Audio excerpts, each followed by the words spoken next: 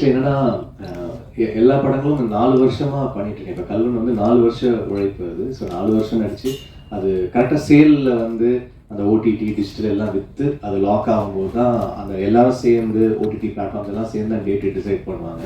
அதனால ஸ்லாட்ஸ் அவங்க டிசைட் பண்ணிடுவாங்க. அந்த ஸ்லாட் வந்து ஒன்றா வந்துருச்சு.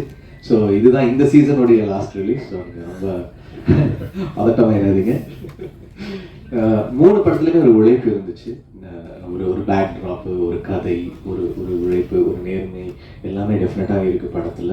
ஸோ அப்படி தான் அந்த 3 படமும் அமைஞ்சிருக்கு. ரொம்ப பார்த்து தான் செலக்ட் பண்ணுறேன். இந்த ஃபிலிம் வந்து ஒரு பியூட்டிஃபுல்லான ஃபிலிம். ஃபஸ்ட்டு ஐஷு தான் ஒரு ஃப்ளைட்டில் மீட் பண்ணேன். ஐஷு வந்து இந்த மாதிரி ஒரு கதை இருக்குது அப்படின்னு சொன்னாங்க. எனக்கு ரொம்ப பிடிச்ச ஆர்டிஸ்ட் காக்கா மோட்டை, அவனோட முக்கியமான பிரேக் அந்த படம் நான் தான் மியூசிக் பண்ணேன் அவங்களுக்கு. ஸோ அதுக்கப்புறம் நாங்கள் வேலையே செய்யலை, இப்போ தான் வேலை செய்கிறோம்.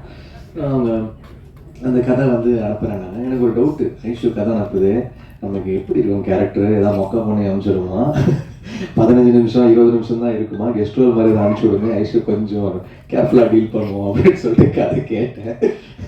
கதை கேட்க ஆரம்பிக்கும் போது பண்ணுற ஐடியாவில் இல்லை நான். ஸோ ஆனந்த் வாங்க கதை கேட்குறேன்னு கேட்டேன். இன்டர்வியூ பிளாக் அப்போ உண்மையாகவே அழுதுட்டு நான் உண்மையாகவே it was so nice the narration. அப்போ சொன்னேன், சார் இந்த படம் நான் கண்டிப்பாக பண்ணுறேன், நீங்கள் செகண்ட் ஹாஃப் சொல்லுங்கள் அப்படின்னேன். அப்படியே ஓடிடலான்னு பார்த்தா நான் வந்து இருந்தாலும் உட்கார வச்சு செகண்ட் ஹாஃப் உட்கார வச்சு கேட்க வச்சேன். It's a nice film. ஒரு ஃபேமிலி ட்ராமா அண்ட் ஒரு கப்புளுக்குள்ளே இருக்கிற டிஃப்ரென்சஸ் என்னென்னா, இப்போ ஒரு கப்புள் டிவோர்ஸ்க்கு போகிறாங்க, இல்லை ஒரு ட்ராமா அவங்களுக்குள்ள நடக்குதுன்னா அது வந்து பக்கத்தில் இருக்கிறவங்க தூரத்தில் இருக்கிறவங்க எல்லாமே 1000 பேசுவாங்க. பட் அவங்க 2 பேருக்கு ஒன்றி தான் தெரியும் அவங்களுடைய how they can put up with each other in a ரூம்னு. ஸோ அதில் நான் ரொம்ப ஸ்ட்ராங்காக பிலீவ் பண்ணுறேன். அந்த ஏரியா வந்து ஹேண்டில் பண்ணியிருக்காரு. So there'll be lot of couples. ஒரு 3 கப்புள் இருக்காங்க அந்த ஃபிலிமில். அவங்களுடைய differences and how they handle life இது எல்லாமே வந்து இந்த படத்தில் அழகாக சொல்லியிருக்காரு. Is a very good director. அவரும் ஜெகதீஷும் ஒரு நல்ல combination. Jagadish is very nice cinematographer. இந்த படம் வந்து லைவ் சாங். ஸோ டப்பிங் கிடையாது, அங்கே பேசுகிறது தான். ஸோ நிறைய ஷார்ட்ஸ் பார்த்தீங்கன்னா 5 மினிட்ஸ் 6 மினிட்ஸ்லாம் சிங்கிள் ஷார்ட்ஸ் போயிட்டுருக்கோம். ஐஷு வேறு இருக்காங்க. ஸோ வந்து போட்டு அவங்களோட ஒர்க் பண்ணோம். பட் மேக்ஸிமம் எல்லாமே செகண்ட் டேக் தேர்ட் டேக்கே ஓகே ஆகிடும். ஸோ கஷ்டப்பட்டு 2 பேருக்குமே டிஃப்ரெண்ட்டான ஒரு பாடி லாங்குவேஜ் இருக்கும். அது வந்து டெஃபினட்டாக இன்ட்ரெஸ்டிங்காக இருக்கும்னு நினைக்கிறேன். சாங்ஸும் வந்து thanks to the lyric writers it is come out very nice. Karthikeyan, GKP, Ekadasi, Arivu and வினுலக கவி. வணக்கம் ப்ரெஸ் மீடியா எல்லாருக்குமே வணக்கம். இந்த வருடத்தோட முதல் படம். போன வருடம் எனக்கும் ஜீவிக்கு நடந்த மாதிரி நடந்தது. என்னையும் வெள்ளிக்கிழமை நாயகின்னு கூப்பிட்ருக்காங்க. பட் ஐ திங்க் கண்டிப்பாக அது நம்ம கையில் இல்லை. லாஸ்ட் இயர் சொன்ன மாதிரி ஒரு ப்ரொடக்ஷன், ஓடிடி, டிஜிட்டல் இந்த ஒரு ப்ரெஷர்னால தான் இது நடந்துட்டுருக்கு. But congratulations GV for your Kalvan which is released yesterday and it's a ரொம்ப நல்ல படம். நான் பார்த்தேன், எனக்கு ரொம்ப பிடிச்சிருந்தது. and firstly congratulations for that. and coming back to Dear is very very dear to me. எனக்கு ரொம்ப dear ஆன ஒரு படம் அப்படின்னு சொல்லலாம். and இந்த படத்தில் நடித்த எல்லாருக்குமே ஒரு தனித்துவமான ஒரு கதாபாத்திரம் கொடுத்துருக்காங்க. தமிழ் சினிமாவில் இதுக்கு முன்னாடி வராத ஒரு அப்பா கதாபாத்திரம்.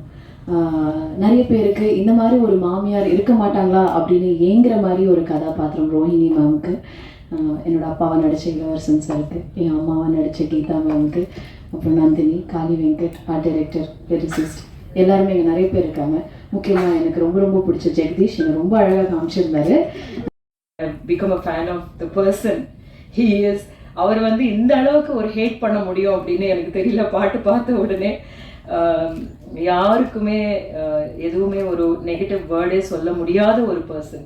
இந்த ஃப்ரைடே படம் ரிலீஸ் ஆகுது அப்படின்னு சொல்றதுல வந்து நான் நினைக்கிறேன் அவர் நடிக்கிற படங்கள் வேணும்னா வந்து கொஞ்சம் டைம் இருக்கும். பட் நீங்கள் மியூசிக் பண்ணுற படம் வர்றதுனால தான் அப்படி நினைக்கிறாங்க போல இருக்க. ஒவ்வொரு ஃப்ரைடேக்கும் படம் வந்துடுது அப்படின்னு சொல்லிட்டு. பட் நான் கேட்டேன் கூட, நீங்கள் எப்படிங்க உங்களுடைய டைம் எப்படி மேனேஜ் பண்ணுறீங்கன்னு அப்படின்னு. But he told me a very important thing. ஏன்னா பண்ண வேண்டிய வேலையை அப்போ பண்ணி முடிச்சிருவேன், அதனால தான் வந்து என்னால் எல்லாத்தையும் பண்ண முடியுது அப்படின்னு. ஸோ என்னுடைய ரொம்ப ஃபேவரட் ஆக்டர்ஸ் அப்படின்றதுல ஒரு ஆக்டர் வந்து ஐஸ்வர்யா ராஜேஷ். ரொம்ப பெருமையாக நம்ம சொல்லிக்கலாம், நம்மளுடைய இங்கிருந்து ஒரு நல்ல ஆக்டரை வந்து இந்தியாவுக்கு கொடுத்துருக்கோம் அப்படின்னு சொல்லிட்டு. ஸோ அந்த மாதிரியான ஒரு ஆக்டர், அவளை வந்து இவ்வளோ அழகாக காமிச்சிருக்கீங்க. Thank you so much.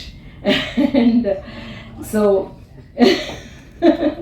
இளவரசு சார், மேம் நந்தினி எல்லாருமே வந்து இந்த ஆக்சுவலாக லைவ் சவுண்ட் பண்ணுறது அப்படின்றது ரொம்ப சேலஞ்சிங்கான ஒரு விஷயம்.